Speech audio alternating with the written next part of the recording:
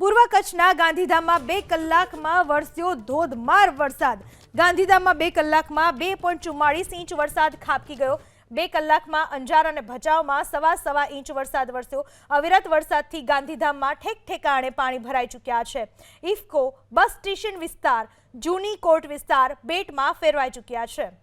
પૂર્વ કચ્છમાં ધોધમાર વરસાદ વરસ્યો। 2 કલાકમાં આશરે 3.25 ઇંચ જેટલો વરસાદ વરસ્યો, જેના પરિણામે લોકોની હાલત કફોડી બની ચૂકી છે। નીચાણવાળા વિસ્તારોમાં પાણી ભરાઈ ચૂક્યા છે, જેના કારણે લોકોને ભારે હાલાકીનો સામનો કરવો પડી રહ્યો છે। તો 2 કલાકમાં અંજાર અને ભચાઉમાં સવા ઇંચ વરસાદ વરસ્યો। અવિરત વરસાદથી ગાંધીધામમાં ઠેક ઠેકાણે પાણી પણ ભરાઈ ચૂક્યા છે। ઇફકો બસ સ્ટેશન વિસ્તાર, જૂની કોર્ટ આ તમામ વિસ્તારો બેટમાં ફેરવાયા છે। પૂર્વ કચ્છના ગાંધીધામમાં 2 કલાકમાં વરસ્યો ધોધમાર વરસાદ।